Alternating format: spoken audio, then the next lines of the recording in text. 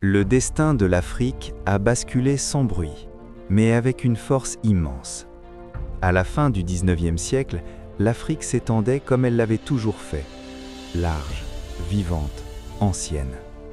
Des terres immenses sous le soleil, des peuples enracinés depuis des siècles. Des royaumes organisés, des routes du commerce, des lois, des croyances, des langues. La vie suivait son rythme, guidée par la nature et la mémoire des anciens. Mais loin de là, le monde changeait vite. En Europe, les machines tournaient jour et nuit, les villes grandissaient, les usines réclamaient toujours plus de matière, plus de terre, plus de contrôle. Les regards se sont alors tournés vers l'Afrique.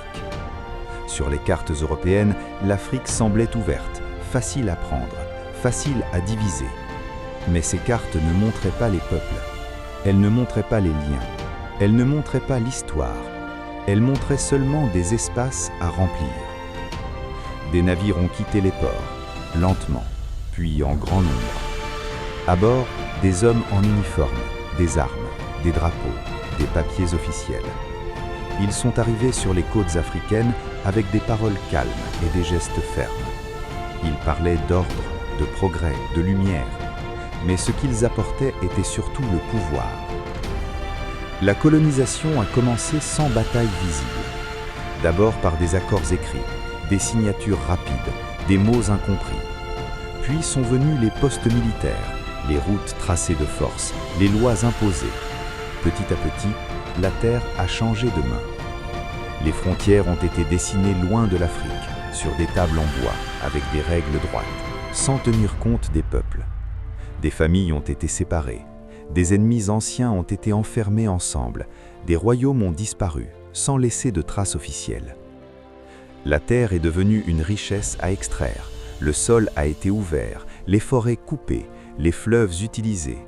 Le travail a été imposé, long, dur, sans repos.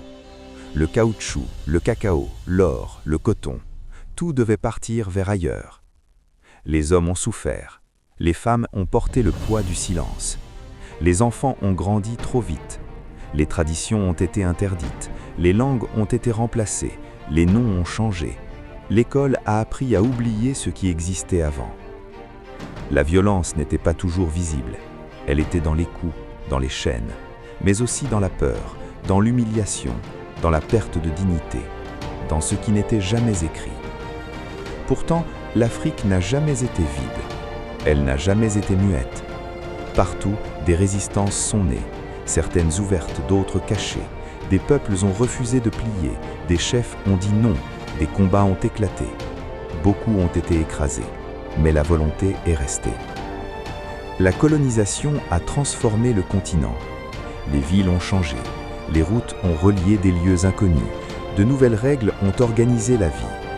Mais derrière ces changements visibles, des blessures profondes se sont installées.